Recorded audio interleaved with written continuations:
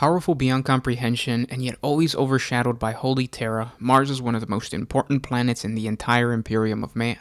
We've explored life on the red planet on previous popular videos, but we have never really talked broadly of the importance of this home of the Adeptus Mechanicus, and that's what we're going to do today. Welcome back to another 40 Facts about the 40K universe. I am your host Gersh1, and today we're going to be talking about Mars. If you guys are new to the channel, subscribe. We post Warhammer 40K lore videos every single day. What I try to do is I create a video with a lore portion that then usually inspires a hobby portion of a video, and then at the end I answer some questions from the community that you guys left off in the comments section.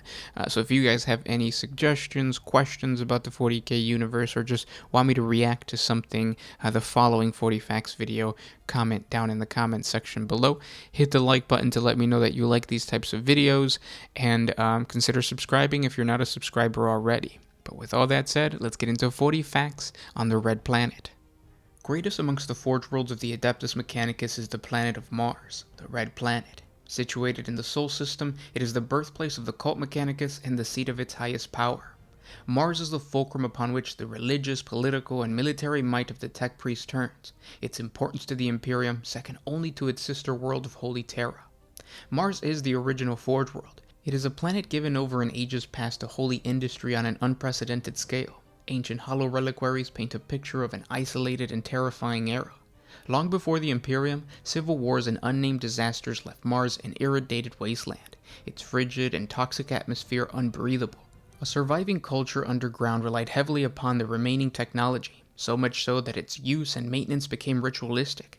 Technology became synonymous with life, and their machine god with human survival.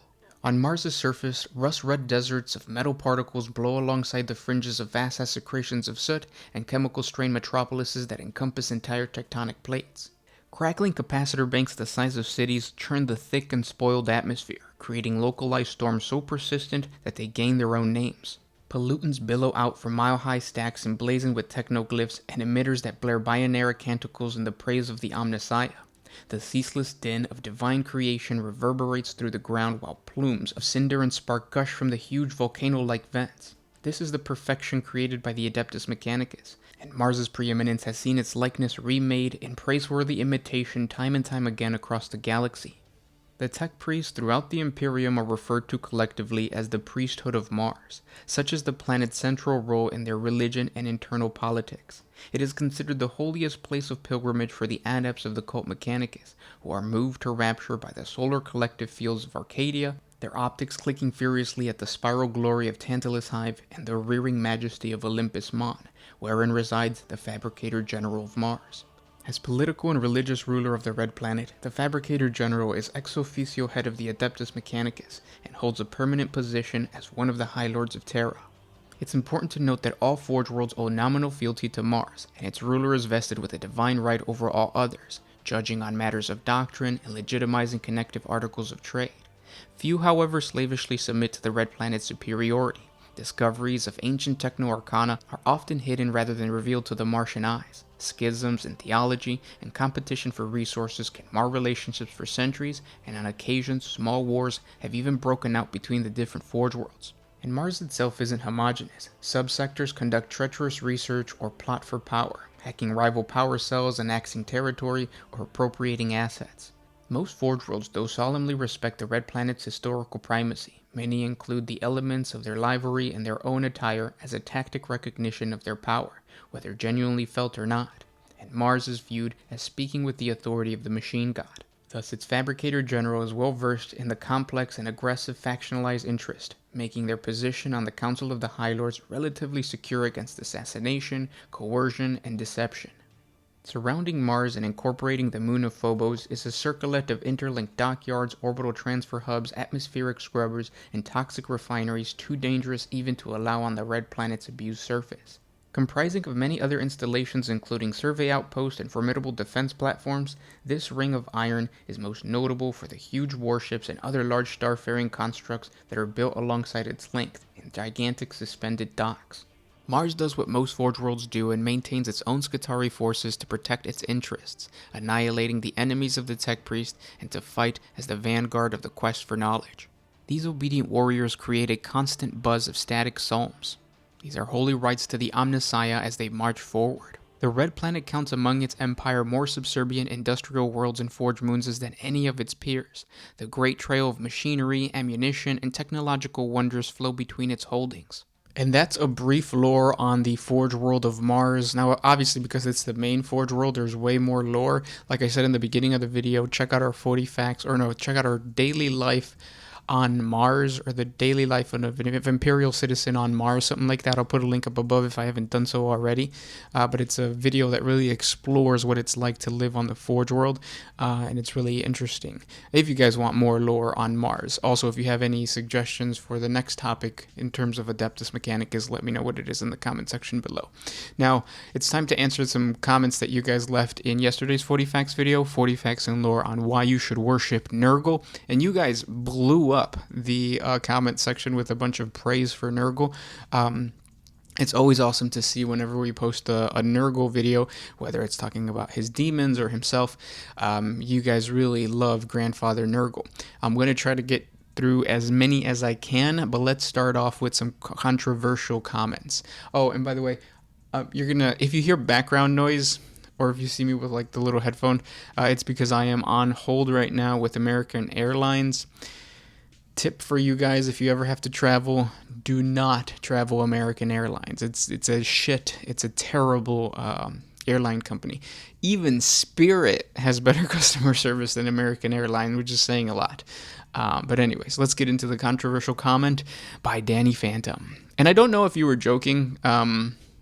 This comment, I'm taking it as kind of a joke, but also just an opportunity to just talk about what you said. So you say, "Bro, Gershwad, don't ever disrespect Jesus. You know he is real and you hate him." Oh, I disrespected Jesus because yesterday's 40 Facts video, I said that I would want to create a church that worships the 4 chaos gods instead of a church that worships one emperor of mankind, because praying to one person that does nothing is played out like it's already been happening with the worship of Jesus. So sorry that you took offense to that. It was supposed to be kind of like a joke, but yeah. You go on to say, "You know he is real, and you hate him because you are a sinner, and love the lust more than developing your spirit and strength." If you really read the theology of Christianity, I myself, and I'm not like a practicing Christian or anything like that, but I have done Bible study and stuff like that. So the whole concept of his death is to give us salvation through our sins. Like, we are born sinners, and we will always be sinners. So like, that is like the glory of the teaching, that you have salvation even though you have done bad. You are a sinner. So the fact that I would hate him because I'm a sinner is ridiculous. I should love him that I am a sinner, because it is because of him that I'll continue in the afterlife, even though I do stupid shit like play Tau or don't paint all my minis. Like, sin is the reason, or my salvation, even though I'm sinning, is still the reason for his death, I guess, if that makes sense. But anyways, you go on to say, "It's not cool to be weak. Anybody that doesn't love God, the Most High, and Jesus, the chief ass whooper and savior, is weak. They lack discipline and inner strength, and will always be beta." Anybody that uses beta or alpha is just a piece of shit. And then the chief ass whooper. Oh, because then you go on to say, "Jesus is a Mr. Steal Your Girl, and if you think Islam can fight back, you can never fathom what Jesus' soldiers would do to instant checkmate. So stop your devil worshipping. I will forever continue to worship the chaos gods."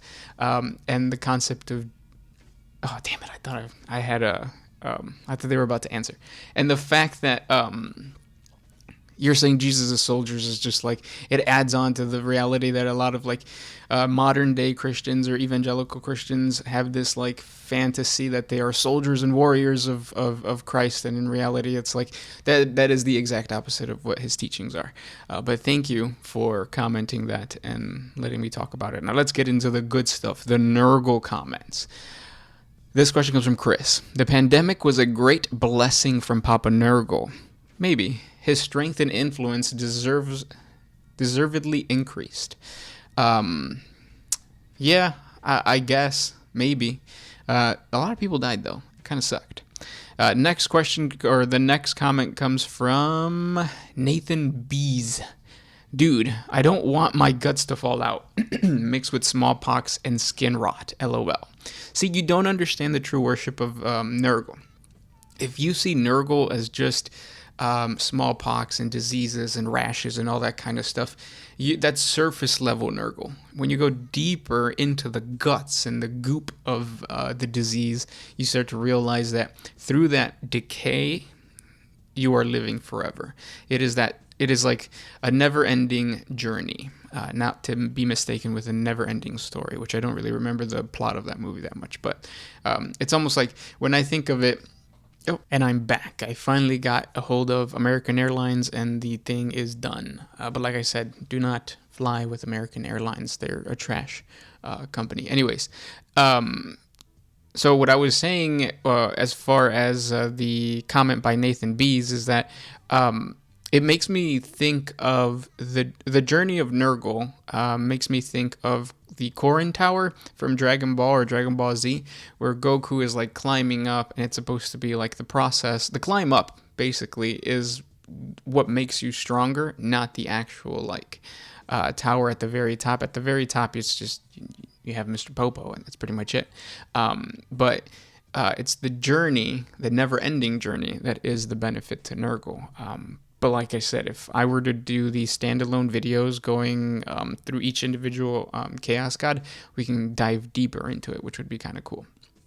Next question comes from Jody Dunville. Are drugs allowed in church on Slanesh Day? Of course. Or Slanesh Sunday? Of course. That would be the whole point. It would be really nice to be like, there's a YouTube channel where dudes like take acid and stuff, and then they film themselves, and they describe what they're feeling and the trip and stuff like that. It would be cool to have that for Slanesh Sunday. Me and the Sound Alchemist show up, and then we like take some LSD or something and just talk about Slanesh and the Chaos Gods. I think that would be entertaining for you guys to watch. Hit the thumbs up on this video if you guys want to watch that. Not that I would be able to get LSD, because, that's kind of hard to get. Next question comes from K Gaming. I have something to add. For example, if other factions of Chaos Gods will fight Nurgle, it will automatically lose, because the disease will spread into the physical of the enemy. Let's say Khorne or Slanesh will fight Nurgle, the poison, corruption, infection, etc. will kill the enemy very easily, and the followers of Khorne will lose very fast, and from Slanesh as well. What Chaos God is the strongest? I mean, if all 4 Chaos Gods will manifest on a planet with all the worshippers and followers of each Chaos God, which one would win? Which one would win hands down? I don't think there is a hands down. I think the whole point of the Chaos Gods, if you read their lore, the Chaos Gods exist in a wheel, and the wheel keeps turning, and whoever's on top of the wheel is usually the one in control, but it's constantly moving, it's constantly changing, it's chaotic. You wouldn't see a major victor. You're thinking of it too simple. Yeah, sure, Khorne would like slash at a greater demon of Nurgle and then get infected, but it is that rage and that fury that fuels Khorne, and he can just continue to pop out bloodthirsters, because the bloodthirsters that he sends out are fueling him. So it's like an endless cycle, a circle. But yeah, good addition though. Next question comes from Gofaria Rebels. After this vids, my worshipping has been converted to Grandfather Nurgle's way. Yes, thank you. I have a convert. Next question comes from Mellow Brown. Yes, another Nurgle lore. I love it. I love it too. You guys really do like Nurgle videos. This question comes from Nico Tugas. What are the significant differences between Plague Bearers and Poxwalkers? Asking for newer players to the 13th Legion. Plague Bearers and Poxwalkers. Poxwalkers are like the basic level. Think of them as zombies. They get infected and they walk around wanting to like spread disease. Plague Bearers have more honor to them. A worshipper of Nurgle should want to become a plague bearer. And usually a plague bearer looks different. He has like an eye in the middle, or sometimes like one smaller eye, and mutation has really gotten a hold of him, whereas a poxwalker, he still kind of looks human. He just looks like a zombie human. But yeah. And then next question comes from the big one. Doesn't Nurgle serve a good purpose, though? Like, without him, would things not rot, decay? So, like, dead bodies wouldn't decompose, etc.? But the key is dead bodies. And I think that's what Nurgle ultimately never wants to reach, is death. Just continued entropy as fast as possible. And it's just, like, consistent entropy. But yes, he does serve a good purpose, and that is to, like, rot and decay and all that kind of stuff. So, yeah. Next question comes from Nikoe. Is it possible that in 42K for even more Psykers to come together and create another Emperor, but even more powerful? That's a question that we're going to tackle. Me and the Sound Alchemist tackle this question in one of the Greater Wars that's coming up. I think it's the one that comes out on Tuesday, so stay tuned for that answer. And then you also have another one. Also, is it possible for the Eldar or other psychic races to do the same? Probably not as strong as the Emperor, because the warp was different, and the sorcerer's powers to give birth to the Emperor were probably unique to humanity. But other than that, like I said, in that video, we'll talk a little bit about the Eldar and how they already kind of did that. Next comment is by Bill Davis. What do you mean, worship Nurgle in 40K? I worship Nurgle in real life. That's really good to hear, and a good thing, too, because he has a lot to offer. Nurgle has a lot to offer. Next question comes from Alexander Medeiros. Yes, Inquisitor, this post of such high corruption that I have not seen in the segmentum. Call the Knights. If the Grey Knights, well, I'm guessing you're an acolyte, or messaging the Inquisitor. I don't think acolytes should know what a Grey Knight is. I think Grey Knights should only be known by like the most powerful and influential Inquisitors, and that's it. But if the Grey Knights want to come out and try to destroy me, bring it. I have tons and tons of orcs. Not Beast Naga orcs, but regular boys with a toughness of 5. Is it toughness of 5 or strength 5? No, toughness of 5. Yeah. This next question comes from Aldrich, Devourer of Gods. As long as One Mind Syndicate Church doesn't start at 10 a.m. like my old church did, we'll be just fine. Yeah, I remember when I was a kid, I didn't like church because it was a little bit early, but then they started like providing more services. And the cool thing about a OMS church is that it's online, so you can watch it whenever you want. That's the beauty of being online. And then the next question comes from Eden Chandler. This is an important comment, because it gives me the opportunity to talk about what's going to happen in the future with these videos. I am sad that the lore parts are being squeezed in with all the other stuff instead of everything having their own videos. The reason that I want to like do like a conglomeration of these types of things is because the other videos aren't doing so great. So like I would put in a bunch of time doing a hobby video, or we like create Q&A videos with the Greater Walls every single week, but they don't do so great. So by throwing them in with the 40K stuff, it gives them an opportunity to shine, like that type of content to shine, and for you guys to know that that's what we're about.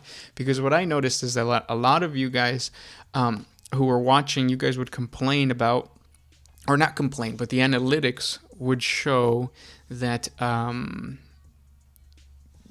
you didn't really like care for the other content other than the 40 facts. So this is just showcasing that, because it's not like the other stuff was weak or bad.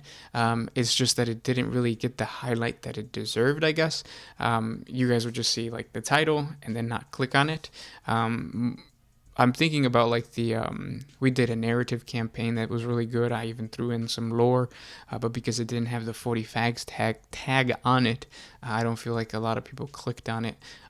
But it would be awesome to create narrative content for like tabletop, and then squeeze the lore into that, but then like put it in here. So like really I just want to showcase that like the channel is more than just lore.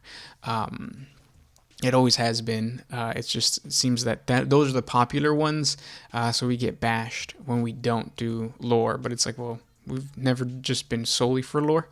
Also, the next week, I'm probably not going to be able to post as many lore videos or lore content. So the traditional like slideshow of pictures with my voice will probably not be as like I'm not going to be able to produce those as much. So if you guys like those, there's going to be about a week in July that I'm not going to be able to post. And this should give me an opportunity to write more scripts and do more daily lives, horrible realities, what if like Zinch came into the real space, all those kind of videos.